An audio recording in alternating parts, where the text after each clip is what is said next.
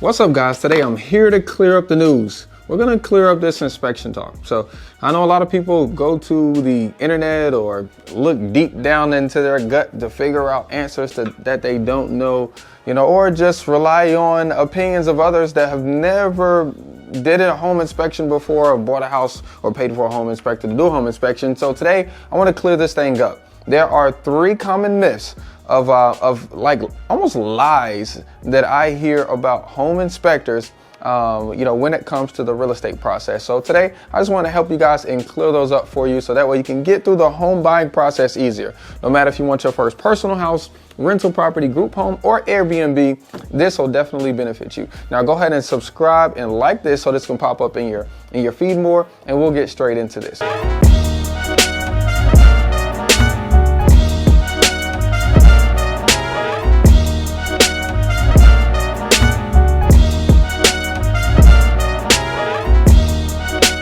Myth number 1 is that there's a pass or fail system. Inspectors do not pass or fail you. Simply, inspectors are hired by you, not the bank, to go through the house in detail, okay?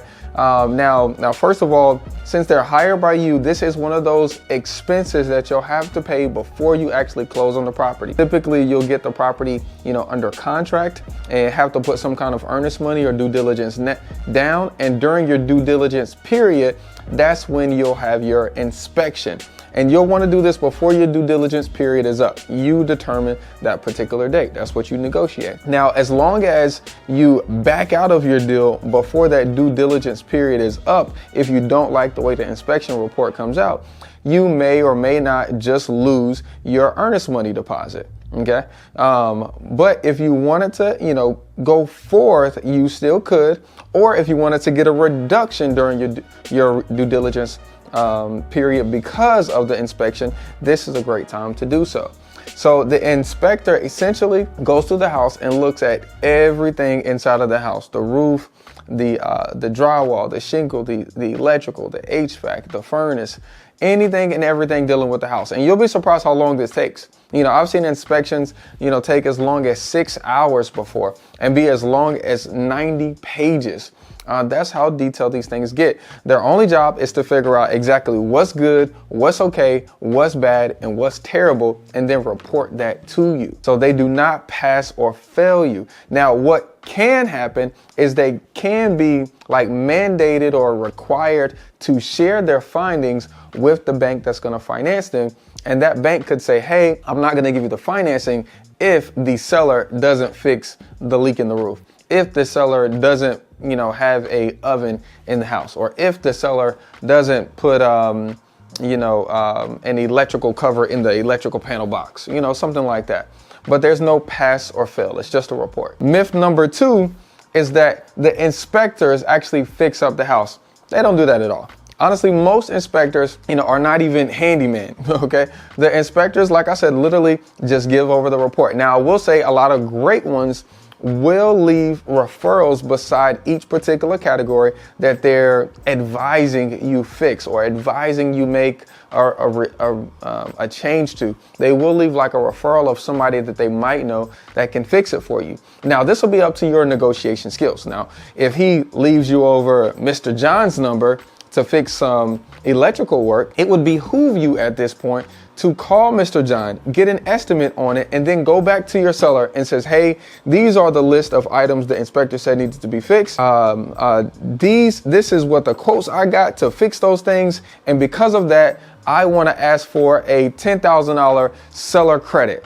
Okay. Now, or because of those things, I want to ask for a reduction in price.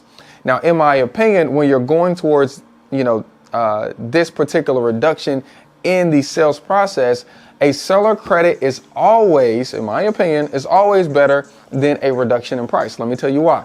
So let's say that the seller originally listed the property for $199,000. You came in being super aggressive. This is the property that you want. You see the opportunity in it. You went in at $205,000.